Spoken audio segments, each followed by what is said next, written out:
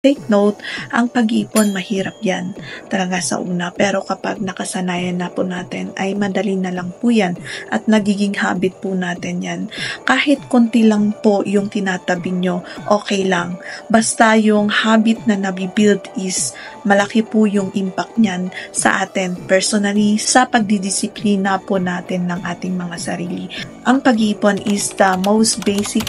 Hindi po tayo makakapag-invest kung wala po tayong inipon. Kung hindi po tayo makapag-negosyo kung wala po tayong ipon.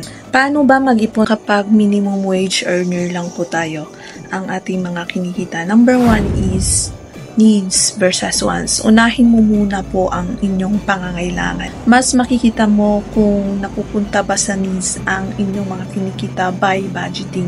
So, we really need to budget our money. I-track din natin ang ating mga kinikita at yung mga expenses natin. Diyan mo lang kasi malalaman kung ang ating pinagkakagastosan is napupunta ba sa needs. Pangalawa is cut your expenses. Mag-cut po tayo ng mga hindi naman kinakailangan na pinagagastosan natin. Mga subscriptions na hindi naman natin ginagamit. Alam dapat natin mag-save ng mga kuryente, ng mga tubig para din po bumaba yung mga bills natin. So maraming paraan kung paano po tayo mag-cut down ng ating mga expenses. Another example is eating outside. Kung noon we spend 6,000 per month, now we can reduce it into 3,000 per month. So yung na-reduce na 3,000, pwede naman nating ilagay in our savings. Pangatlo po is increase your income. Through increasing our income, dyan po talaga tayo makakaipon. Wag lang po tayo mag-rely sa iisang income, which is our active income. Always be open-minded for other opportunities. Look at opportunities. Wag lang kasi siya ang tinitingnan mo. Char! We have to keep in mind so we can allow ourselves to attract opportunities.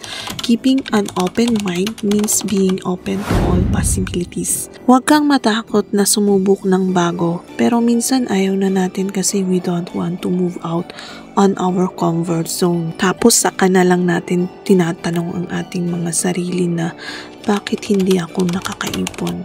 Dahil ba maliit ang aking kinikita? Kung gusto talaga natin na makaipon and we want our finances to be better, then we need to be better by increasing our value. Kung hindi ko po tinry na magbenta at challenge ang aking sarili to get out of my comfort zone, hindi ko malalaman na ito pala ang mag-work sa akin. At dito na rin nag-start na magbago ang mga pananaw ko pagdating sa pera, and even dito rin natin nararanasan na nakakabayad na din tayo ng utang. If I'm still employed at nakarely pa ako sa aking sahod, ay pwede kong mabayaran yung utang ko after 2 to 3 years pa. Pero sa ngayon patapos na po ang ating utang na binabayaran. Ganyan po ang pagiging open-minded for other opportunities. Kaya naman po ang pagbabago ay nag-uumpisa po sa inyo mismo. So yan lang po ang ating video.